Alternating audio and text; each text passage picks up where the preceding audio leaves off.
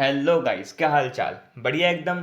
तो मैं मेहुल शर्मा आपका स्वागत करता हूं आपके अपने YouTube channel chemistry with Mehul में।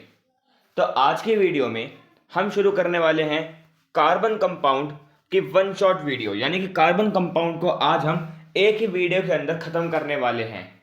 जैसा अभी हम पिछली वीडियोस के अंदर chapter number 1, chapter number 2, chapter number 3 की वन शॉट वीडियो लेके आए थे और हमने चैप्टर नंबर 1 और चैप्टर नंबर 2 के इंपॉर्टेंट क्वेश्चन भी देखे थे। तो आज हम लेकर के आए हैं कार्बन कंपाउंड यानी कि चैप्टर नंबर 4 की वन शॉट वीडियो। और ये बहुत इंपॉर्टेंट चैप्टर है हमारे बोर्ड एग्जामिनेशन के लिए, क्योंकि ये केमिस्ट्री की एक ऐसी ब्रांच से निकल के आया है जो कि one of the most important topic में से एक है हमारी केमिस्ट्री के अंदर। और कार्बन कंपाउंड जो चैप्टर है वो केमिस्ट्री की ब्रांच से, जिस ब्रांच से निकला है उस ब्रांच का नाम है ऑर्गेनिक केमिस्ट्री। क्या नाम है? Organic chemistry. तो केमिस्ट्री की सबसे धुआंधार ब्रांच में से एक आती है ऑर्गेनिक केमिस्ट्री। तो बहुत दिक्कत होती है बच्चों को ऑर्गेनिक केमिस्ट्री समझने में, पर मेरा ये मोटिव रहेगा कि आपको इजी से इजी वे में आपको कार्बन कंपाउंड समझा सकूं मैं। तो चलिए बिना किसी देरी के शुरू करते हैं हम अपनी आज की video carbon compound in one shot. तो पहले हम बात करें केमिस्ट्री की।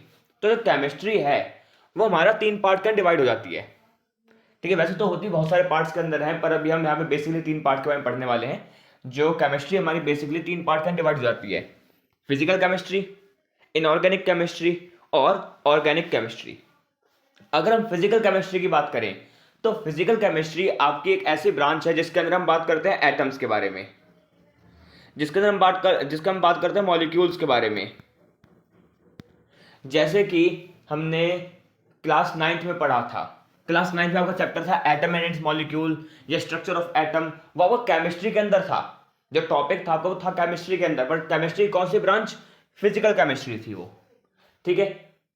और फिर बात करें इनऑर्गेनिक केमिस्ट्री। तो इनऑर्गेनिक केमिस्ट्री एक ऐसी ब्रांच है केमिस्ट्री की जिसके अंदर हम सभी एलिमेंट्स के बारे में पढ़ते हैं। सभी एलिमेंट्स के बारे में पढ़ेंगे एक्सेप्ट कार्बन। किसको छोड़ करके? खाली कार्बन को छोड़ करके, जो कार्बन है सिर्फ उसको ही छोड़ देंगे हम। बाकी सभी एलिमेंट्स को हम किसमें पढ़ते हैं? फिजिकल केमिस्ट्री के अंदर।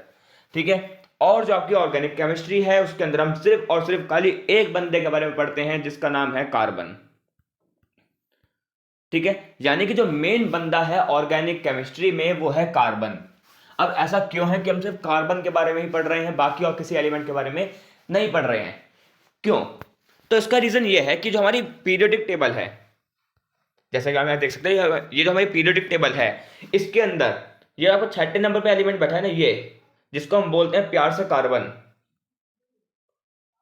ठीक है, जो कार्बन है वो हमारी पीरियोडिक टेबल के अंदर, जिसमें टोटल 118 एलिमेंट है, तो उन 118 में से सिर्फ कार्बन ही है जो कि एक ऑर्गेनिक एलिमेंट है।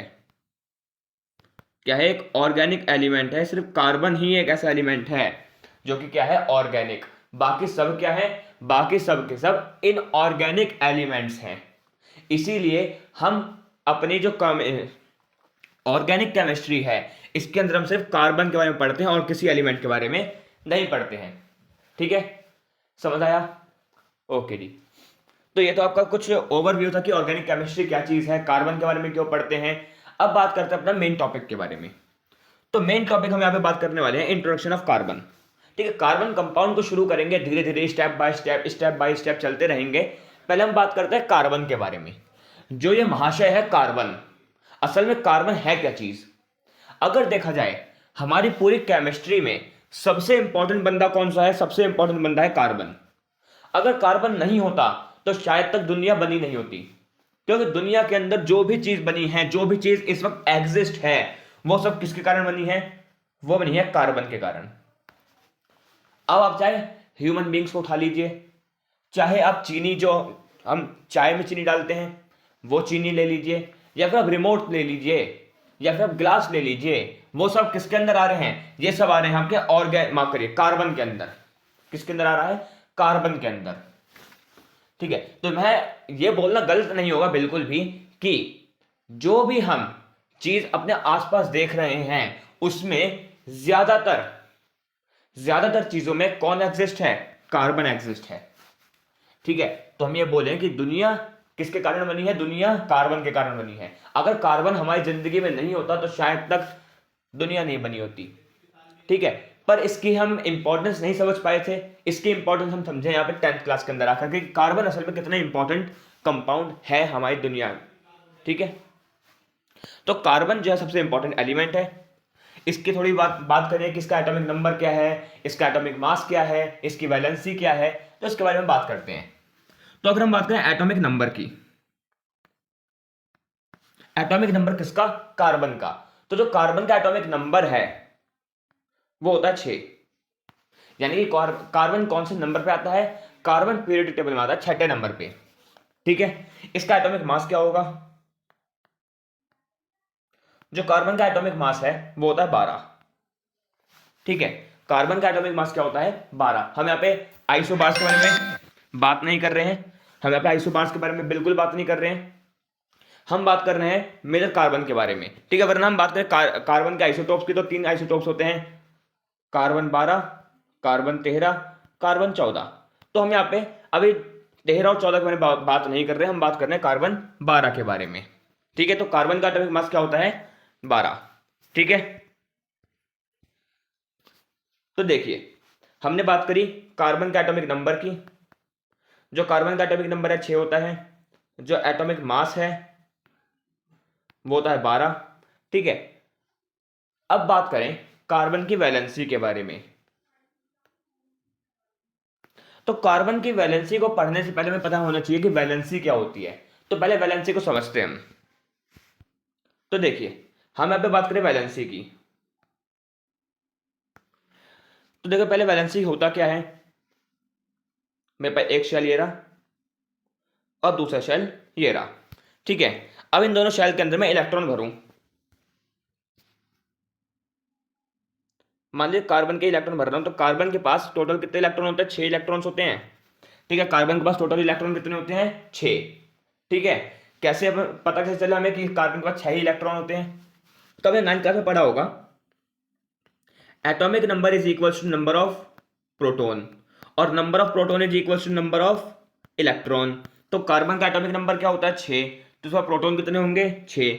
और जितने प्रोटॉन उतने ही इलेक्ट्रॉन, तो इलेक्ट्रॉन भी कितने होंगे? 6 इलेक्ट्रॉन होंगे। ठीक है, ये समझ आया? ओके जी। तो अब देखिए जो कार्बन है, एक सेकेंड।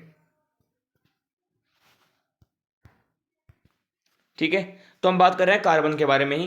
तो जो कार्बन का एटॉमिक नंबर है वो है 6 और उसके बाद नंबर ऑफ इलेक्ट्रॉन कितने हैं? वो भी 6 हैं। तो उसके 6 इलेक्ट्रॉन भरे हैं, तो के शेल में आएंगे 2 इलेक्ट्रॉन, एक इलेक्ट्रॉन ये रहा और दूसरा इलेक्ट्रॉन ये रहा। ठीक है, और एल शेल में बचेंगे वो ये इलेक्ट्रॉन्स आ जाएंगे। एल शेल में कितने इलेक्ट्रॉन बचे हैं? 4 इलेक्ट्रॉन्स। तो यहाँ पे इसके 4 इलेक्ट्रॉन्स हम यहाँ पे भर देंगे इस तरीके से। ठीक है, तो यहाँ पे देख सकते हैं इसके आउटर शेल में यानी कि इसके वैलेंस शेल में कितने इलेक्ट्रॉन्स हैं? तो आप देख सकते हैं इसके वैलेंस शेल में 4 इलेक्ट्रॉन्स हैं। तो अब वैलेंसी क्या होती है? वैलेंसी का मतलब होता है गेनिंग या फिर लॉसिंग ऑफ इलेक्ट्रॉन। एक एलिमेंट है या एक एटम है जो कि अपने इलेक्ट्रॉन्स को गेन करे या फिर क्या करे? लॉस करे। या तो इलेक्ट्रॉन्स को गेन करेगा यानी कि बाहर से किसी से इलेक्ट्रॉन ले लेगा, या तो अपने इलेक्ट्रॉन्स किसी को दे देगा, जिससे क्या हो? जिससे वो अपना ऑक्टेट पूरा कर सके। ठीक है, जिससे अपना क्या कर सके? वो ऑक्टेट पूरा कर सके। इसी प्रक्रिया को हम बोलते हैं वैलेंसी। ठीक है, अब जितने इलेक्ट्रॉन देगा और जितने इलेक्ट्रॉन लेगा वही क्या हो जाएगी? उसकी वैलेंसी हो जाएगी। ठीक है, जैसे कि हम बात कर रहे हैं मान लीजिए हाइड्रोजन के बारे में। ठीक है, अब हाइड्रोजन की बात करें, हाइड्रोजन के पास एक इलेक्ट्रॉन है, तो वह इलेक्ट्रॉन दे भी सकता है और इलेक्ट्रॉन ले भी सकता है। ठीक है, कार्बन जो है या तो अपना इलेक्ट्रॉन दे भी देगा या कार्बन अपना इलेक्ट्रॉन ले भी लेगा। ठीक है, असल में देता नहीं है, कार्बन इलेक्ट्रॉन ले लेता है, पर कई रेयर चांसेस में ऐसा होता है कि हाइड्रोजन जो है अपना इलेक्ट्रॉन दे भी देता है, जिससे उसके पास 0 इलेक्ट्रॉन बच जाते हैं। ठीक है, वो बहुत रेयर केस में हम यहाँ पे देखा जाता है ये। ठीक है, और बात करें अगर हम जैसे नाइट्रोजन की, अब नाइट्रोजन जो है आता है 7वें नंबर पे। इसके वैलेंस शेल में होते हैं 5 इलेक्ट्रॉन। अब ये क्या करेगा, अपने इलेक्ट्रॉन देगा या इलेक्ट्रॉन लेगा। तो अब देखिए, किसी भी एटम के लिए 5 इलेक्ट्रॉन देना बहुत मुश्किल होगा, पर वो 3 इलेक्ट्रॉन ले सकता है। तो नाइट्रोजन अपने 3 इलेक्ट्रॉन लेकर के अपना ऑक्टेट पूरा कर लेगा, तो इसकी वैलेंसी क्या हो गई, 3। ठीक है, अब प्लस की होगी माइनस की होगी, ये चीज ध्यान दीजिए। जो इलेक्ट्रॉन दे रहा है, देखिए जो इलेक्ट्रॉन दे रहा है, अब जो देने वाला है वो होता है बड़ा। यानी कि मान लीजिए कोई बंदा दान दे रहा है, तो जिस बंदे ने दान दिया वो बहुत ही मतलब महान व्यक्ति होगा, तो हम ऐसा बोल सकते हैं जो इलेक्ट्रॉन दे रहे हैं वो महान पुरुष हैं। और महान पुरुष के ऊपर हमेशा आता है पॉजिटिव चार्ज, उनके ऊपर होती है पॉजिटिव एनर्जीज।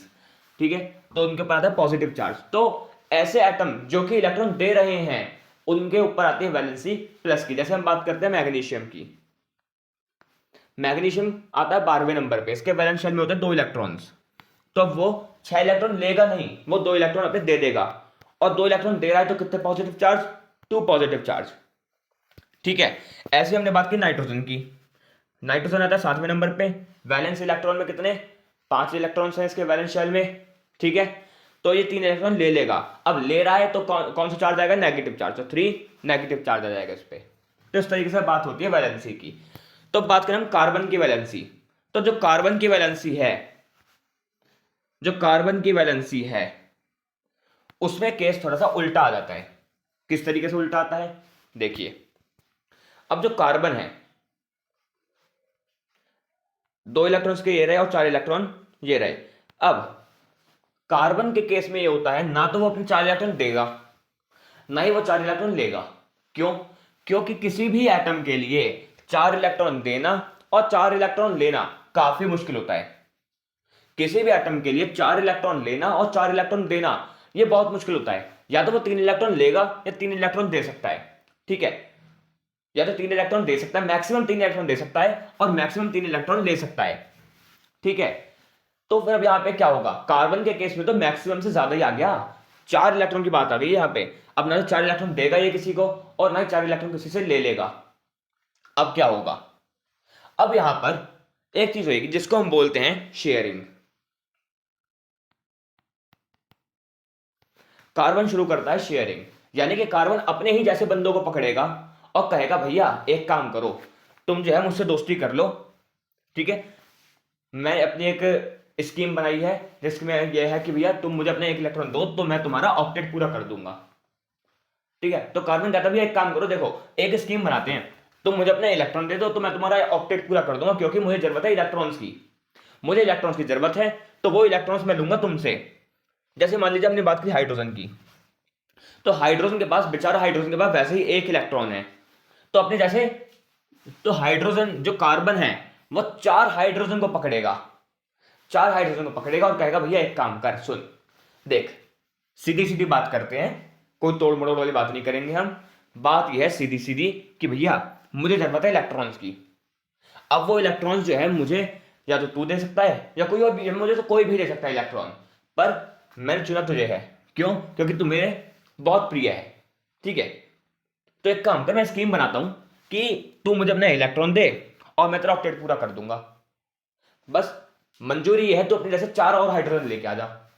तो यहां पे जो कार्बन है हाइड्रोजन को पकड़ता है, 4 हाइड्रोजन को, और यहां पे इस तरीके से शेयरिंग कर लेता है। तो यहां पे कार्बन का भी हाइड्रोजन, कार्बन का भी बॉन्ड पूरा हो गया और हाइड्रोजन का भी बॉन्ड पूरा हो गया। तो यहां पे बन जाता है शेयरिंग के साथ बॉन्ड। अब शेयरिंग से साथ जो बॉन्ड बनता है उसको क्या बोला जाता है, बहुत बढ़िया, उसको बोलते हैं कोवैलेंट बॉन्ड। क्या बोलते हैं उसको, कोवैलेंट बॉन्ड बोलते हैं। ठीक है, तो जो कार्बन है अपने साथ 4 इलेक्ट्रॉन को पकड़ता है, उनसे करता शेयरिंग।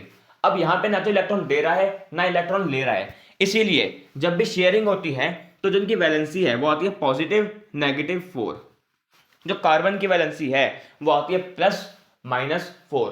क्यों, क्योंकि ना तो 4 इलेक्ट्रॉन से दिए हैं और ना ही 4 इलेक्ट्रॉन से लिए हैं, इसने करी है शेयरिंग। तो इलेक्ट्रॉन दे भी रहा है, इलेक्ट्रॉन ले भी रहा है।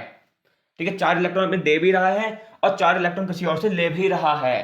तो यहां पे क्या हो रहा है, इसकी शेयरिंग हो रही है इलेक्ट्रॉन्स की, इसीलिए इसके ऊपर जो चार्ज आएगा, इसकी जो वैलेंसी आएगी वो आएगी +-4। आई होप कि आपको यहां तक कोई दिक्कत नहीं होगी इस टॉपिक तक। ठीक है, बढ़े आगे। अब बात करते हैं हम बॉन्डिंग ऑफ कार्बन की, यानी कार्बन किस तरीके से बॉन्ड बनाता है। तो देखिए, अभी हमने बात करी थी कार्बन की, तो कार्बन का स्ट्रक्चर कुछ इस प्रकार होता है, ठीक है। अब कार्बन के यहाँ पे देखिए के शेल में 2 इलेक्ट्रॉन है, ये इसका के शेल है और ये एल शेल है। तो के शेल में 2 इलेक्ट्रॉन है और एल शेल में 4 इलेक्ट्रॉन है। तो अब ये क्या करेगा, क्योंकि इसकी वैलेंसी तो हमने देख ली +-4 है, तो पक्का यहाँ पे करेगा शेयरिंग। अब शेयरिंग किस प्रकार करता है वो चीजें आपको यहाँ पे थोड़े ध्यान में रखनी है, किस तरीके से शेयरिंग करता है वो चीज आपको यहाँ पे देखनी है अच्छी तरीके से। तो पहले हम बात करें कार्बन की, तो जो कार्बन है 4 इलेक्ट्रॉन देगा नहीं, 4 इलेक्ट्रॉन नहीं दे सकता। क्यों नहीं दे सकता अपने 4 इलेक्ट्रॉन, इसके पीछे का रीजन समझिए। देखिए यहां पे हम समझते हैं इसका रीजन। अगर मान लीजिए उसने 4 इलेक्ट्रॉन दे दिए, यानी कि जिसका आउटर शेल है, ये एल शेल है, उससे अपने 4 इलेक्ट्रॉन से निकाल दिए, मान लीजिए 1 इलेक्ट्रॉन, ये 2 3 4, तो इसके बाद कितने इलेक्ट्रॉन बचते हैं, सिर्फ 2 इलेक्ट्रॉन बचते हैं, ठीक है। कितने इलेक्ट्रॉन बचेंगे इसके पास, सिर्फ और सिर्फ 2 ही इलेक्ट्रॉन इसके पास बचेंगे, ठीक है। अब इसके बाद प्रोटॉन कितने हैं, कार्बन के पास प्रोटॉन कितने थे, 6 प्रोटॉन थे। कैसे प्रोटॉन का ट्रांसफर किया है, नहीं, प्रोटॉन का ट्रांसफर तो उसने नहीं किया, तो प्रोटॉन तो अभी भी 6 ही रहेंगे। तो क्या किसी भी एटम के लिए ये फायदेमंद रहने वाला है कि एटम के पास तो प्रोटॉन है 6 पर इलेक्ट्रॉन है 2? क्या ऐसा हो सकता है? बिल्कुल नहीं। एटम के अंदर खलबली आ जाएगी, एटम बौखला जाएगा। क्यों बौखला जाएगा भैया, आप ये बताइए कि अगर किसी एटम के पास, जब का एटम है इसके पास प्रोटॉन है 6, इलेक्ट्रॉन है सिर्फ 2, तो यहां पे फोर्स ऑफ अट्रैक्शन क्या होगी, फोर्स ऑफ अट्रैक्शन किसकी बढ़ जाएगी, प्रोटॉन की बढ़ जाएगी। तो प्रोटॉन इलेक्ट्रॉन्स को अपनी तरफ खींचना शुरू कर देगा, बहुत तेजी से शुरू करेगा, बहुत तेजी से अपनी तरफ खींचना शुरू करेगा, जिससे जो एटम का साइज है वो बहुत छोटा हो जाएगा और हो सकता है कि एटम आपका तबाह भी हो जाए। इसीलिए यहां पे 4 इलेक्ट्रॉन देने का रिस्क तो नहीं ले सकते, ठीक है, कोई दिक्कत नहीं। ओके जी, अब बात करते हैं उसने 4 इलेक्ट्रॉन ले लिए तो क्या होगा। मान लीजिए इसने 4 इलेक्ट्रॉन अपने ले लिए, कहीं से इसने 4 इलेक्ट्रॉन को जुगाड़ किया और उसने अपने 4 इलेक्ट्रॉन ले लिए, तो 1 2 3 4 इलेक्ट्रॉन इसके यहां पर आ गए, ठीक है। अब देखते हैं इसके पास प्रोटॉन कितने हैं, 6, पर अब इलेक्ट्रॉन कितने हो गए हैं, 10। 4 इलेक्ट्रॉन लेने के बाद इलेक्ट्रॉन कितने हो चुके हैं, 10। अब पहली चीज, इलेक्ट्रॉन देने के लिए अगर हम किसी भी एटम के अंदर इलेक्ट्रॉन दे रहे हैं तो उसको चाहिए होती है एनर्जी। क्या चाहिए होती है उसको, उसको चाहिए होती है, एक सेकंड यहां पे लिख देता हूं मैं, उसको चाहिए होती है एनर्जी। अब 6 प्रोटॉन बेचारे, इतने इतने से तो प्रोटॉन है, बहुत छोटे छोटे प्रोटॉन है ये प्यारे प्यारे से। अब ये 6 प्रोटॉन कितनी एनर्जी लगा सकते हैं, मैक्सिमम इतनी एनर्जी लगा सकते हैं कि ये चलिए 10 नहीं, कम से कम 8 इलेक्ट्रॉन को पकड़ के रख सकते हैं, ठीक है, हम ऐसा मान लेते हैं, ठीक है। बेचारे बेचारे छोटे छोटे इलेक्ट्रॉन्स हैं ये प्रोटॉन से, तो इनका भैया चलिए मान लीजिए थोड़ी पावर लगा जिन्होंने 8 इलेक्ट्रॉन को पकड़ के रख लिया। पर अगर आप उसके अंदर भरे जा रहे हैं भरे जा रहे हैं भरे जा रहे हैं तो क्या होगा, एक पॉइंट ऐसा आएगा ना कि भैया जो प्रोटॉन्स हैं वो अपनी फोर्स ऑफ अट्रैक्शन लगाना छोड़ देंगे और इलेक्ट्रॉन्स इधर से उधर भागने लग जाएंगे सारे के सारे। नहीं समझ आया, देखिए समझिए,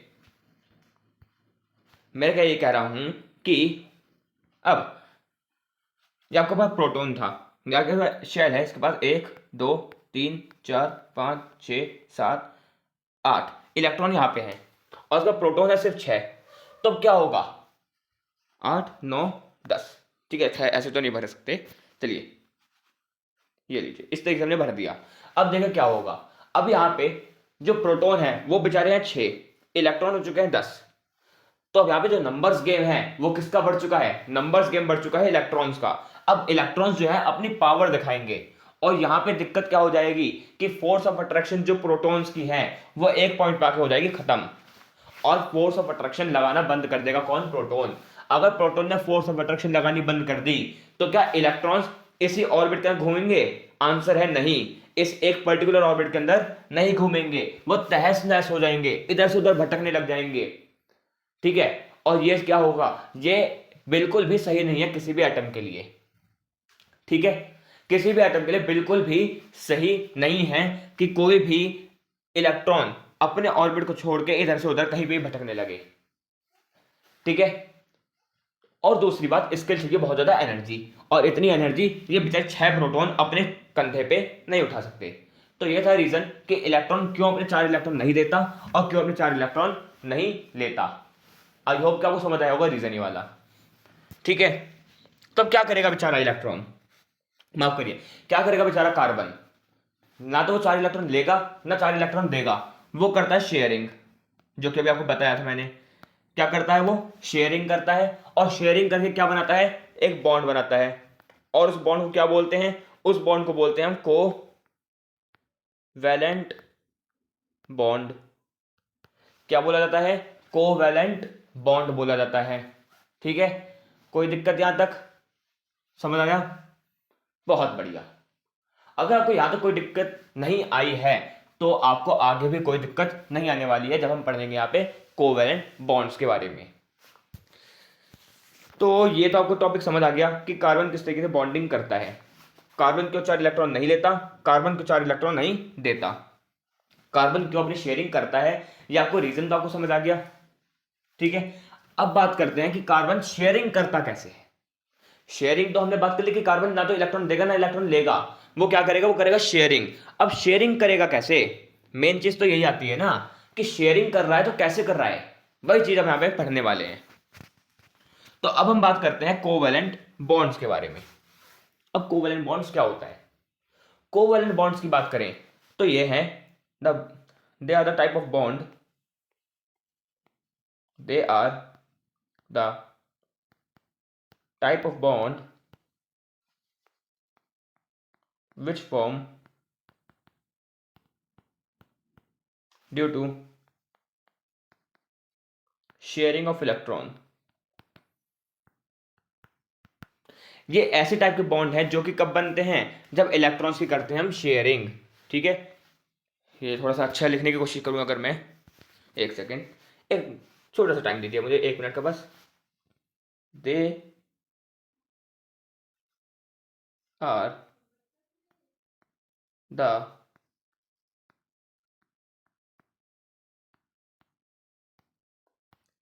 टाइप ऑफ बॉन्ड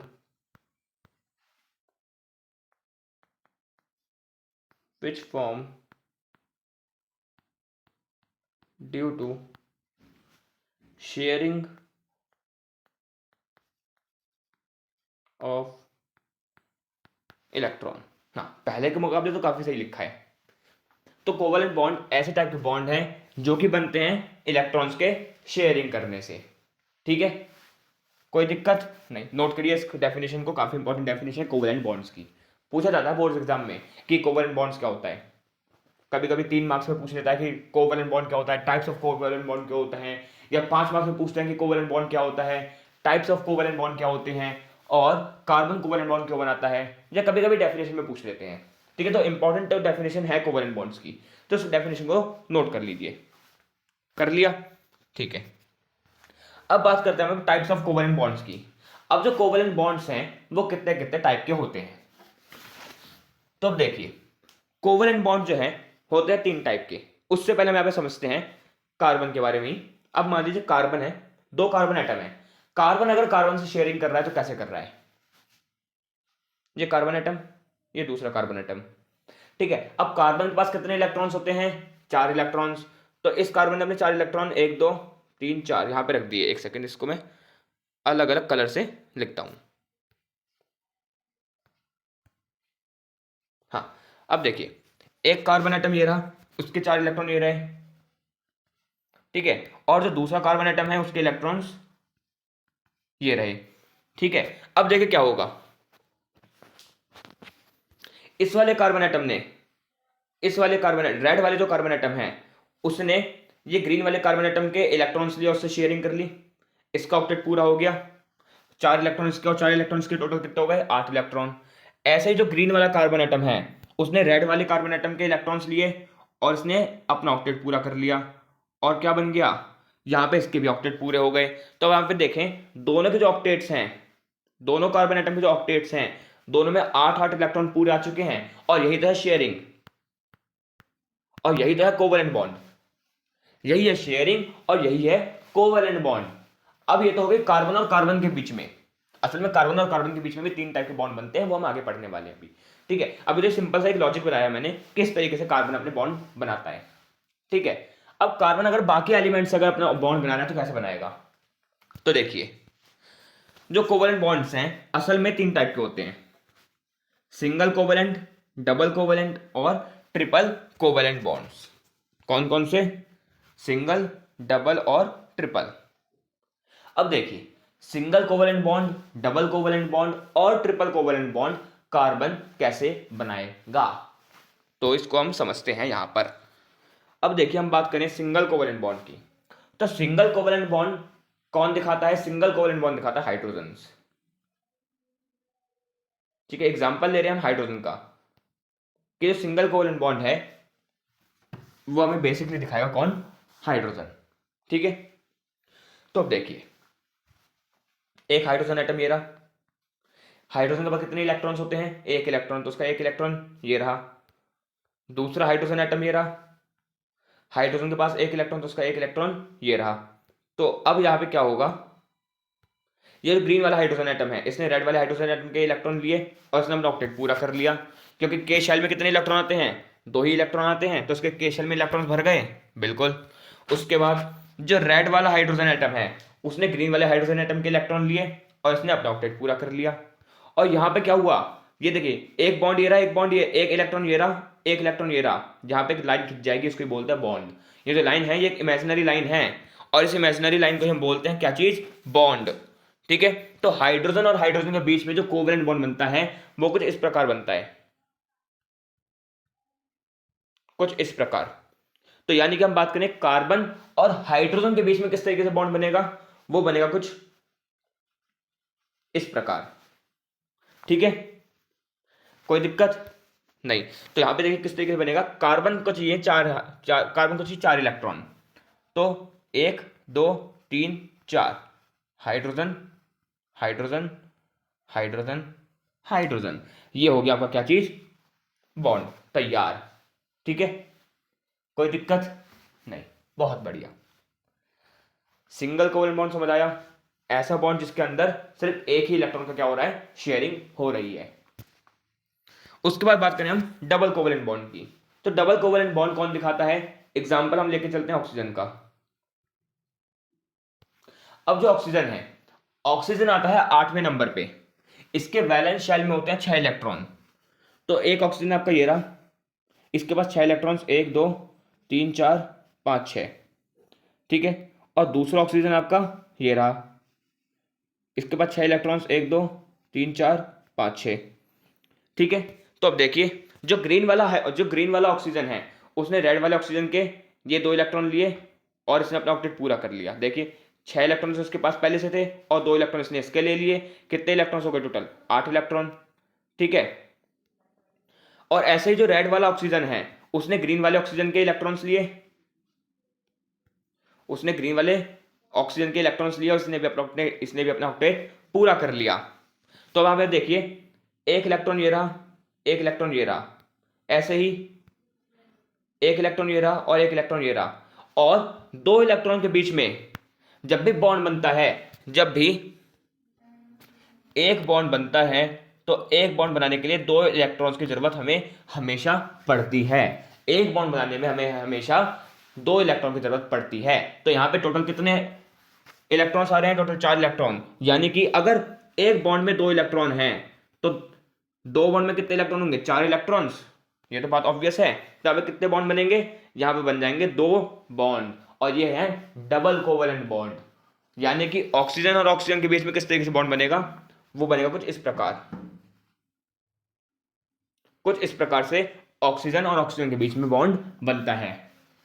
ठीक है, तो हम यहां पे बात करें कार्बन और ऑक्सीजन के बीच में किस तरीके से बॉन्ड बनेगा। तो कार्बन को चाहिए 4 इलेक्ट्रॉन्स, पर जो ऑक्सीजन है वो बनाता है डबल कोवेलेंट बॉन्ड।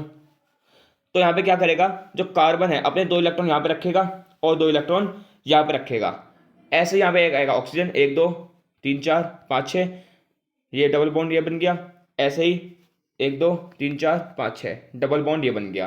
तो कार्बन और ऑक्सीजन के बीच में जो बॉन्ड बनता है वो कुछ बनता है इस प्रकार, ये इसको हम बोलते हैं CO2। क्या बोलते हैं, CO2 बोलते हैं, कार्बन डाइऑक्साइड गैस। ठीक है, कोई दिक्कत? बहुत बढ़िया, नोट करिए इसको। अब बात करते हैं ट्रिपल कोवलेंट बॉन्ड्स की। तो ट्रिपल कोवलेंट बॉन्ड्स का मतलब यहाँ पे अब आप समझ चुके हैं कि कितने बॉन्ड बनने वाले हैं, 3 कोवलेंट बॉन्ड यहाँ पे बनने वाले हैं। और ट्रिपल कोवलेंट बॉन्ड बनाने के लिए सबसे बढ़िया जो एलिमेंट है वो हम लेते हैं नाइट्रोजन को। क्या लेकर चलते हैं हम, नाइट्रोजन लेकर के चलते हैं। अब जो नाइट्रोजन है वो आता है 7वें नंबर पे। नाइट्रोजन आता है 7वें नंबर पे। वैलेंस इलेक्ट्रॉन कितने हैं इसके पास, 5। तो अब देखिए, एक नाइट्रोजन ये रहा और एक नाइट्रोजन ये रहा। इस नाइट्रोजन के पास कितने इलेक्ट्रॉन होंगे, 5 इलेक्ट्रॉन होंगे वैलेंस शेल में, 1 2 3, 1 और 2। चलिए इसको ऐसे लगा लीजिए, ठीक है। ऐसे ही ये होगा 1 2 3 1 2। अब देखिए क्या होगा, देखिए 2 इलेक्ट्रॉन्स तो इस नाइट्रोजन के पास हैं और 2 इलेक्ट्रॉन इस नाइट्रोजन के पास, माफ करिए 5 इलेक्ट्रॉन इस नाइट्रोजन के पास है और 5 ही इलेक्ट्रॉन इस नाइट्रोजन के पास है। दोनों ही नाइट्रोजन को 3 इलेक्ट्रॉन्स की और जरूरत है जिससे वो अपना ऑक्टेट पूरा कर लें। तो ये क्या करने लग जाएंगे, शेयरिंग। तो यहाँ पे देखिए अब आप 3 इस नाइट्रोजन के पास है और 3 ही इस नाइट्रोजन के पास है। तो ये क्या करेगा, जो ग्रीन वाला नाइट्रोजन है वो रेड वाले नाइट्रोजन के 3 इलेक्ट्रॉन से शेयरिंग करेगा। इसका ऑक्टेट पूरा, 5 इलेक्ट्रॉन पहले से थे, 3 इलेक्ट्रॉन और मिल गए, 8 इलेक्ट्रॉन पूरे हो गए। ऐसे ही जो रेड वाला नाइट्रोजन है वो ग्रीन वाले नाइट्रोजन से इलेक्ट्रॉन पूरा कर लेगा अपना, इसका भी ऑक्टेट पूरा हो गया। अब आप जानते हैं एक बॉन्ड बनाने के लिए 2 इलेक्ट्रॉन की जरूरत होती है, तो 3 बॉन्ड बनाने के लिए 6 इलेक्ट्रॉन की जरूरत पड़ेगी। तो 6 इलेक्ट्रॉन आपको दिख रहे हैं, 1 2 3। तो यहाँ पे 3 बॉन्ड बन गए। कोई दिक्कत नहीं? बहुत बढ़िया, नोट करिए इस चीज को। कर लिया, ठीक है। यानी कि नाइट्रोजन और नाइट्रोजन के बीच में किस तरीके से बॉन्ड बनेगा, वो बनेगा कुछ इस प्रकार, से बनता है नाइट्रोजन और नाइट्रोजन के बीच में बॉन्ड। अब कार्बन और नाइट्रोजन के बीच में किस तरीके से बॉन्ड बनेगा, ये चीज थोड़ा ध्यान से देखिएगा। अब जो कार्बन है, कार्बन को चाहिए 4 इलेक्ट्रॉन, पर नाइट्रोजन दे सकता है उसको सिर्फ 3 ही इलेक्ट्रॉन। समझे बात? क्योंकि क्योंकि 3 टाइप के बॉन्ड बनते हैं, सिंगल डबल और ट्रिपल। तो 4 बॉन्ड तो नहीं बन सकते, यानी कि आप ऐसे नहीं कर सकते हैं कि 1 2 3 4 और यहाँ पे नाइट्रोजन लगा दिया, ना भैया ना, ऐसा नहीं बनता। मैक्सिमम से 3 ही बॉन्ड बना सकता है कोई भी एलिमेंट, यानी कि सिर्फ ट्रिपल कोवैलेंट बॉन्ड तक ही बॉन्ड्स एग्जिस्ट करते हैं, 3 से ज्यादा बॉन्ड एग्जिस्ट नहीं करते। ठीक है, तो अब यहाँ पे बात करें कार्बन की। अगर कार्बन ने 3 इलेक्ट्रॉन यहाँ पे रख दिए तो 1 इलेक्ट्रॉन का यहाँ पे बचा रह जाएगा और नाइट्रोजन आएगा 1 2 3 4 5, ये तो अपना ऑक्टेट पूरा करके भैया बैठ जाएगा। इसने तो अपना ऑक्टेट पूरा कर लिया, पर कार्बन का अभी भी 1 इलेक्ट्रॉन बचता है ना। बिल्कुल, ये कौन पूरा करेगा, जो कि कार्बन से करता है सिंगल कोवैलेंट बॉन्ड। कौन बनाता है कार्बन से सिंगल कोवैलेंट बॉन्ड, हाइड्रोजन। यानी कि यहां पे आ जाएगा हाइड्रोजन और अपना ऑक्टेट यहां पे पूरा कर देगा कौन, कार्बन। यानी कि ट्रिपल कोवैलेंट बॉन्ड जब भी बनेगा तो कार्बन को दो एलिमेंट की जरूरत पड़ेगी, एक है नाइट्रोजन, एक है हाइड्रोजन। ठीक है, तो कुछ इस तरीके से यहां पे बॉन्ड बन जाएगा, कुछ ऐसा, ये नाइट्रोजन और ये हाइड्रोजन, इस तरीके से बॉन्ड बना देगा कौन, कार्बन के साथ नाइट्रोजन और हाइड्रोजन, ट्रिपल कोवैलेंट बॉन्ड के अंदर। ठीक है, नोट करिए, समझ आ गया? ओके जी। तो चलिए अब हम बात करते हैं अपना अगला टॉपिक, जिसका नाम है एलोट्रॉप्स ऑफ कार्बन। अब कार्बन के एलोट्रॉप्स के बारे में बात करने वाले हैं अब हम। तो कार्बन के जो एलोट्रॉप्स हैं, असल में 3 एलोट्रॉप्स हैं कार्बन के। तो कार्बन के एलोट्रॉप्स के नाम है डायमंड, ग्रेफाइट और बकमिंस्टर फुलरेंस। ठीक है, जिसमें इंपॉर्टेंट तो खैर डायमंड और ग्रेफाइट है। तो एक बार समझ लेते हैं डायमंड और ग्रेफाइट के बारे में। वैसे तो पूछा नहीं जाता है, पर तब भी आपको जो कुछ इंपॉर्टेंट चीजें हैं वो आपको बता देता हूं मैं। जैसे डायमंड के बारे में, डायमंड असल में एक नॉन मेटल है, और नॉन मेटल्स असल में क्या होते हैं, सॉफ्ट होते हैं, पर ये हार्डेस्ट मटेरियल है। यही हमने कार्बन, जो ये हम आप करिए डायमंड के बारे में, ये हमने पढ़ा था मेटल और नॉन मेटल की वन शॉट वीडियो के अंदर। जो भी मैंने कुछ समय पहले डाली है अपने चैनल के ऊपर, आप वहां पे जाके देख सकते हैं, जिसमें हमने बात करी डायमंड और ग्रेफाइट के बारे में ही, कि जो डायमंड है असल में एक नॉन मेटल है, और नॉन मेटल्स असल में होते हैं सॉफ्ट, पर ये हार्डेस्ट मटेरियल है, हार्डेस्ट एग्जिस्टेड नेचुरल मटेरियल है। कौन? डायमंड। ठीक है, वहीं पर बात करें ग्रेफाइट की। ग्रेफाइट भी एक नॉन मेटल है, और नॉन मेटल होते हैं बैड कंडक्टर, पर जो ग्रेफाइट है वो गुड कंडक्टर है, वो गुड कंडक्टर है किसका? इलेक्ट्रिसिटी का। ठीक है, कोई दिक्कत? बहुत बढ़िया, ठीक है जी, समझ आया। बात करें यहाँ पे वर्सेटाइल नेचर ऑफ कार्बन के बारे में, इसमें भी हमें ज़्यादा चीज़ें नहीं जाननी है, इसमें हमें कुछ कुछ जो इंपॉर्टेंट चीज़ें हैं वो बताता हूँ मैं, कि जैसे हम बात करेंगे कैटिनेशन के बारे में। कैटिनेशन क्या होता है? तो कैटिनेशन की बात करें, कैटिनेशन एक ऐसी प्रॉपर्टी है कार्बन की, यानी कि आप ये समझिए, जो कार्बन है ना, कार्बन बहुत बड़ी बड़ी चेन बना सकता है, कार्बन बहुत बड़ी बड़ी चेन बना सकता है। ठीक है, अब वो बड़ी बड़ी चेन किस तरीके से, मतलब कि कार्बन जो है अपने साथ 60 कार्बन की चेन बना देगा। जैसे बकमेस्टर फलरेंस में आप देखते हैं, जो बकमेस्टर फलरेंस है ना, वो 60 कार्बन से मिलकर बनी है। तो सोचिए कार्बन कितनी बड़ी बड़ी चेन बना सकता है, काफी बड़ी चेन बना सकता है। और जो लॉन्गेस्ट चेन बनाने का जो प्रोसेस है ना, ये जो प्रॉपर्टी है कार्बन की, जो लॉन्गेस्ट चेन बना सकता है, इसको ही बोला जाता है कैटिनेशन। क्या बोलते हैं इसको? हम इसको बोलते हैं हम कैटिनेशन, यानी कार्बन जो लॉन्गेस्ट लॉन्गेस्ट चेन बनाता है, इसी प्रोसेस को बोला जाता है क्या चीज? कैटिनेशन। ठीक है, कोई दिक्कत नहीं? ओके जी। अब जो कार्बन है, कार्बन जैसे हमने बात की डबल बॉन्ड, देखिए कार्बन जो है 3 बॉन्ड बनाता है, सिंगल, डबल और ट्रिपल। कार्बन ये 3 बॉन्ड बनाता है, जिसमें अब एक चीज समझिए, यहां पर आपको टॉपिक है ना, वो एक अलग मोड़ पे मुड़ने वाला है। ठीक है, जो आपका ये वाला टॉपिक है अलग मोड़ पे मुड़ने वाला है।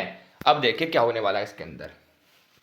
अब जो सिंगल कोवेलेंट बॉन्ड बना रहा है कार्बन, जो कार्बन सिंगल कोवेलेंट बॉन्ड बना रहा है, तो जो भी कार्बन सिंगल कोवेलेंट बॉन्ड बनाता है उसको बोलते हैं हम सैचुरेटेड कार्बन।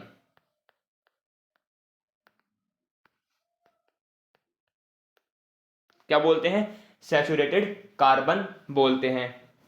ठीक है, ऐसे ही जो कार्बन डबल बॉन्ड बनाता है, उस डबल या फिर ट्रिपल बॉन्ड बनाता है, उसको बोलते हैं हम अनसैचुरेटेड कार्बन।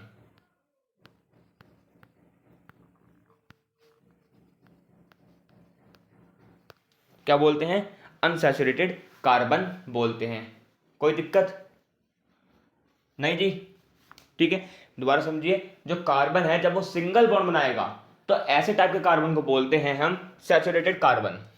ठीक है, और जब कार्बन डबल या ट्रिपल बॉन्ड बनाएगा उसको बोलते हैं अनसैचुरेटेड कार्बन। ठीक है, कोई दिक्कत परेशानी? ओके जी।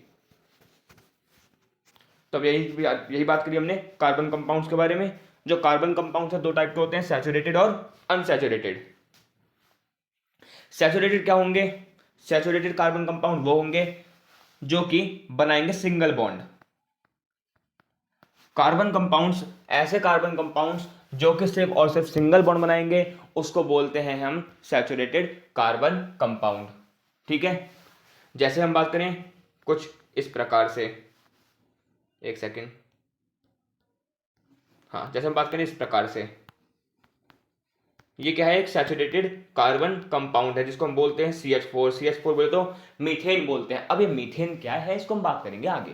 ठीक है, आपने बहुत सुना होगा, अलग अलग जगह पे सुना होगा, मीथेन है, प्रोपेन है, या फिर ये तो भैया 2,4 डाई प्रोपेन है। तो ये इस सब का मतलब क्या होता है? 2,4 डाई मिथाइल प्रोपेन, ये सारी चीजें क्या होती हैं, इसके बारे में हम बात करने वाले हैं। ठीक है, तो अब ये तो आपको समझ आ गया कि भैया सिंगल कोवेलेंट बॉन्ड जब भी बनाएगा तो होते हैं सैचुरेटेड कार्बन कंपाउंड। ठीक है, अनसैचुरेटेड कार्बन कंपाउंड कौन होंगे? ऐसे जो कि डबल या फिर ट्रिपल बॉन्ड बनाएंगे। ऐसे कार्बन कंपाउंड जो कि डबल या फिर ट्रिपल बॉन्ड बनाएंगे उसको बोलते हैं हम अनसैचुरेटेड कार्बन कंपाउंड। ठीक है, कोई दिक्कत? ओके, एग्जाम्पल की बात करें, जैसे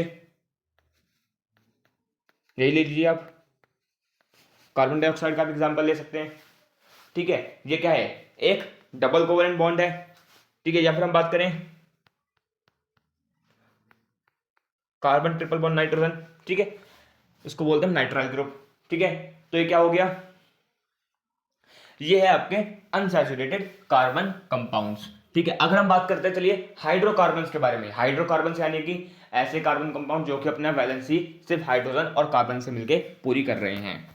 तो अगर हम हाइड्रोकार्बन की एग्जांपल देखें डबल और ट्रिपल में, तो देखिए कुछ इसका जो आंसर, जिसका जो एग्जांपल है वो कुछ इस प्रकार होगा, CH2 डबल बॉन्ड CH2।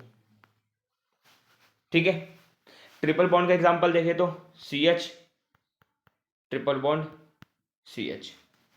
ठीक है, माफ करिए, एक सेकेंड माफ करिएगा, डबल बॉन्ड का एग्जांपल होगा CH डबल बॉन्ड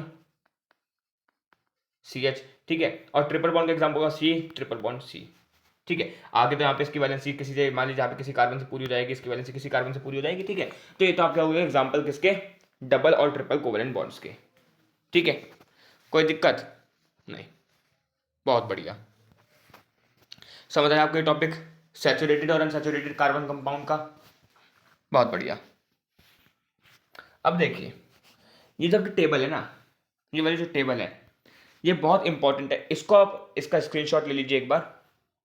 ठीक है, ले लिया, तो इस टेबल के अंदर क्या बताया गया है, इस टेबल के अंदर हमने कार्बन कंपाउंड का नेमिंग है ना, अब उसके ऊपर हमने कदम रख दिया है, यानी कि अब जो कार्बन कंपाउंड की हम नेमिंग करने वाले हैं उसके ऊपर हमने लाकर के कदम अपना रख दिया है।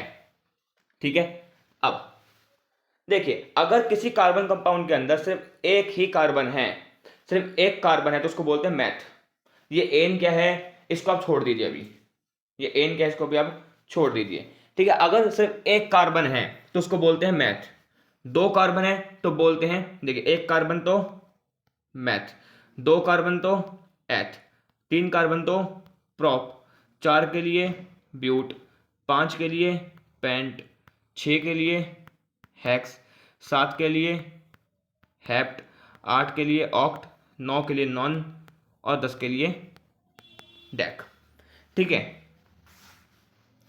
एक कार्बन है तो मैथ बोलेंगे, दो कार्बन है तो एथ बोलेंगे। इस टेबल को आपको याद करना है, पर आपको पूरी याद नहीं रखनी। ठीक है, वैसे तो आपका याद तो आपको 10 तक रखनी पड़ेगी, पर जो आपको बोर्ड्स के अंदर जो क्वेश्चन आते हैं 10th क्लास का जो आपको टॉपिक है, आप यहाँ पे मैक्सिमम 6 कार्बन तक याद कर लीजिए, मैक्स से मैक्स 6 कार्बन के लिए याद कर लीजिए कि भैया 6 कार्बन है तो हम यह क्या यूज करेंगे, हेक्स हम यूज कर देंगे। ठीक है, मैक्स से मैक्स आप यहाँ पे 6 तक, आपको मतलब ये होना चाहिए कि भैया या तक आपसे कोई पूछे भैया कार्बन के अकॉर्डिंग क्या क्या नाम होते हैं, तो आप 10 तक टेबल सुना दें कि भैया एक कार्बन तो मैथ बोलेंगे, दो कार्बन तो एथ बोलेंगे, तीन के लिए प्रॉप, चार के लिए ब्यूट, पांच के लिए पेंट, छः के लिए हैट, सात के लिए हैट, आठ के लिए नौ, आठ के लिए बोलेंगे ऑक्ट, नौ के लिए नॉन और 10 के लिए डेक। ठीक है, पर अगर जो क्वेश्चन आ रहे हैं आपके बेसिकली आएंगे 6 कार्बन के लिए, मैक्स से मैक्स 6 कार्बन के लिए आएंगे, तो आपको पता तो होना चाहिए ना कि 6 कार्बन के लिए क्या यूज कर रहे हैं, हेक्स यूज कर रहे हैं। ठीक है, तो ये आपका कुछ इंपॉर्टेंट टर्म्स थे, एक इंपॉर्टेंट आपको मैंने बता दिया किस तरीके से आप यहाँ पे याद करेंगे। ठीक है, कहाँ से आपको याद करना है। ठीक है, कोई दिक्कत नहीं। इसका यूज क्या है, इसका यूज बहुत इंपॉर्टेंट है, आगे आगे बहुत ज्यादा इसका इंपॉर्टेंट यूज होने वाला है जब हम नेमिंग करेंगे कार्बन कंपाउंड की। ठीक है, कोई दिक्कत नहीं, स्क्रीनशॉट ले लीजिए, स्क्रीनशॉट लेना है तो, जिसने नहीं लिया है ले लिया। ठीक है, अब इसके अंदर एक चीज आती है आइसोमर्स। अब आइसोमर्स क्या है, एक नया टॉपिक आ गया आइसोमर्स। अब आइसोमर्स क्या होते हैं, आइसोमर्स की बात करें अगर हम, तो आइसोमर्स ऐसे कार्बन कंपाउंड है या ऐसे एलिमेंट्स हैं या ऐसे कंपाउंड हैं जिनका केमिकल फॉर्मूला सेम रहता है, केमिकल फॉर्मूला सेम रहता है, पर जो केमिकल स्ट्रक्चर है वो डिफरेंट होता है। केमिकल फॉर्मूला सेम रहेगा पर केमिकल स्ट्रक्चर डिफरेंट हो जाएगा। एग्जाम्पल की बात करें हम तो एग्जाम्पल है ब्यूटेन। एग्जाम्पल क्या हो गया? एग्जाम्पल हो गया ब्यूटेन। अब ब्यूटेन के एग्जाम्पल किस प्रकार, ये देखिए। ब्यूटेन की बात करें तो ब्यूटेन होता है C4H10। ब्यूटेन क्या होता है? C4H10 होता है। ठीक है, तो अब ये देखिए, अब ब्यूटेन को मैं कैसे लिख सकता हूं? ब्यूटेन कैसे नहीं लिख सकता?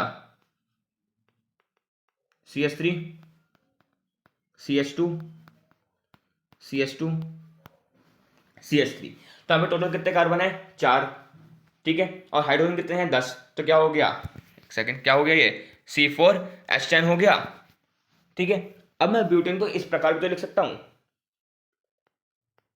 CH3 C CH3 CH3 और H। ये क्या हो गया? ये भी तो ब्यूटेन है, ये भी तो ब्यूटेन है। कार्बन कितने हैं टोटल? कार्बन है 4, हाइड्रोजन है 10। तो ये भी एक इसका फॉर्मूला, ये भी एक इसका स्ट्रक्चर बन गया। तो स्ट्रक्चर इसका डिफरेंट है पर फॉर्मूला तो दोनों का सेम है, C4H10 पर स्ट्रक्चर आप ये देखिए, स्ट्रक्चर दोनों का डिफरेंट है। और इसको ही बोला जाता है आइसोमर्स। क्या बोला जाता है? आइसोमर्स बोला जाता है। ठीक है, कोई दिक्कत यहां तक? नहीं, नोट करिए इसको। कर लिया? ओके। तो अब बात करेंगे फंक्शनल ग्रुप्स, उसके बाद होमोलोगस सीरीज, और आपका नॉमेनक्लेचर है वो हम बात करेंगे अपना पार्ट 2 के अंदर। यानी कि नॉमेनक्लेचर्स के बाद का जो भी पार्ट होने वाला है नॉमेनक्लेचर है, उसके बाद केमिकल प्रॉपर्टीज हम पढ़ेंगे कार्बन कंपाउंड्स की, तो हम अपने बात करेंगे पार्ट 2 के अंदर। ठीक है, असल में पार्ट जो नॉमेनक्लेचर है वो एक अलग टॉपिक है, इसको मैं एक अलग वीडियो में लेके आऊंगा। बाकी जो आपका केमिकल प्रॉपर्टी है वो एक अलग टॉपिक है, उसको मैं अलग वीडियो में लेके आऊंगा। कार्बन कंपाउंड काफी लेंथी चैप्टर है, काफी बड़ा चैप्टर है, इसलिए इसके मैं मैक्स से मैक्स 3 पार्ट लाने की कोशिश करूंगा। इससे ज्यादा तो मैं नहीं लाने की कोशिश करूंगा, क्योंकि इससे ज्यादा आ गया तो फिर दिक्कत उसमें बढ़ जाएगी।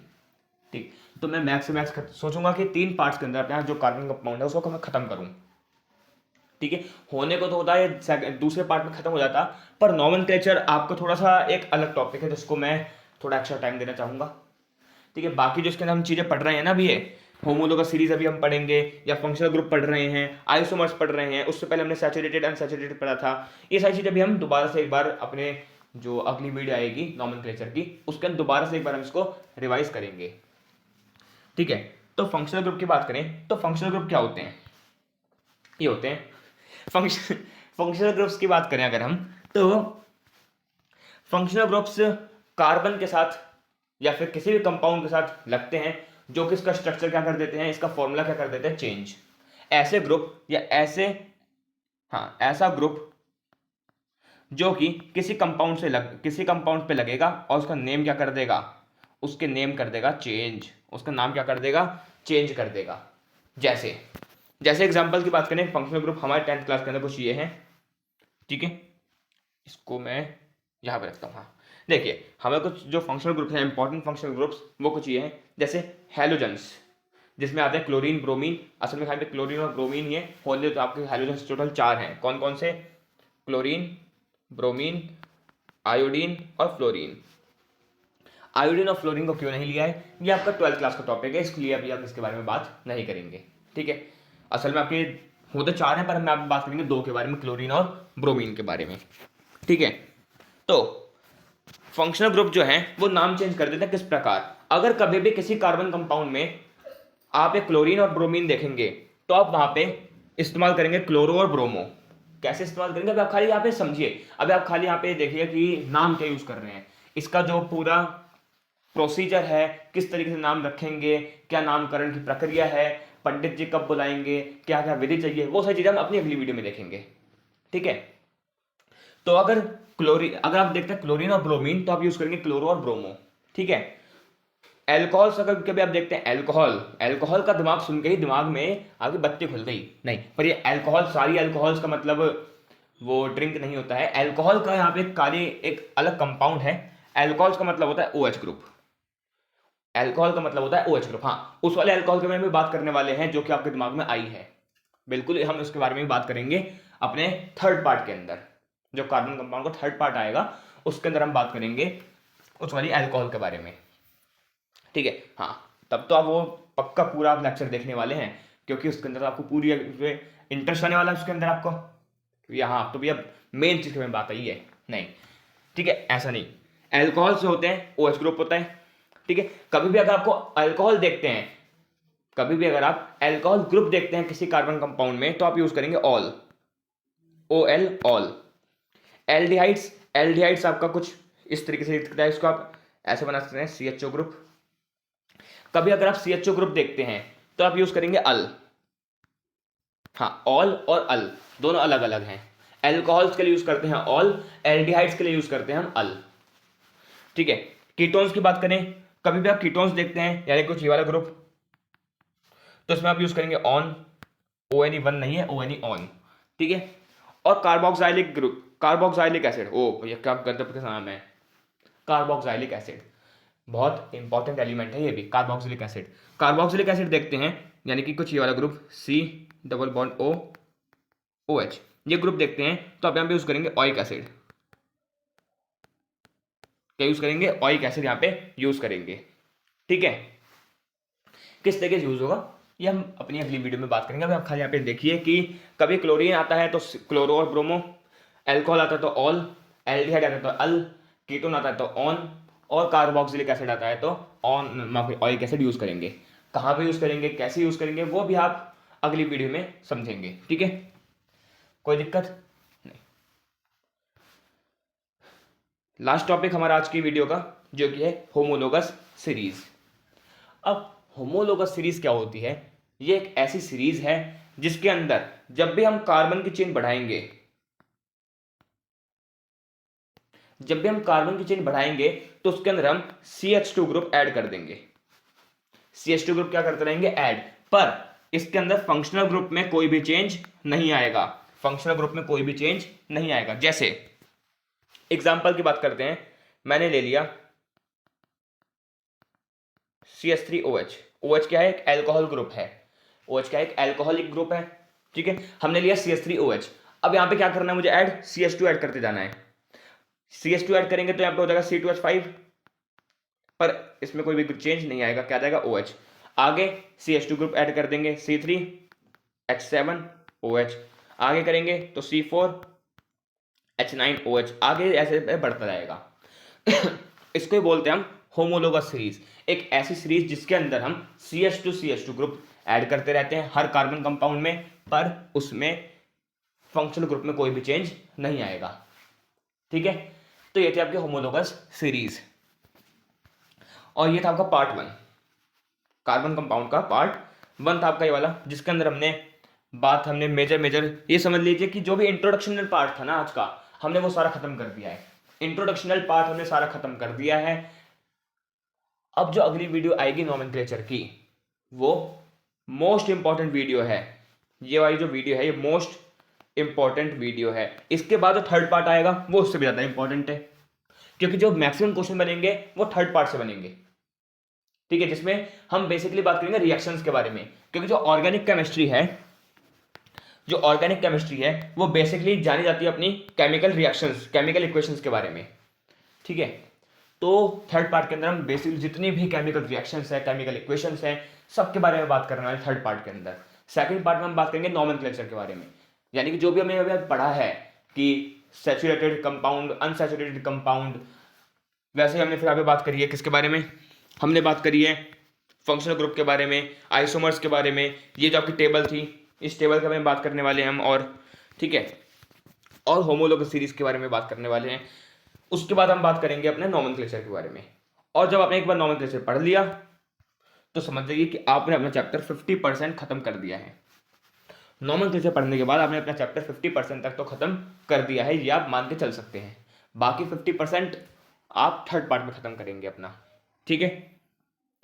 तो आई होप कि आपको ये वीडियो अच्छी लगी होगी। अगर आपको वीडियो अच्छी लगी है तो वीडियो को लाइक करिएगा, चैनल पर नए हैं चैनल को सब्सक्राइब करिएगा, और अगर आपको लगता है कि ये वीडियो आपके लिए काफ़ी फायदेमंद है तो इसको आप अपने दोस्तों को भी शेयर करिए, जिससे वो भी अपने बोर्ड एग्जामिनेशन की तैयारी अच्छी तरीके से कर सकें। तो मिलते हैं आपको अगली वीडियो में नोमेनक्लेचर की वीडियो के साथ, तब तक के लिए गुड बाय।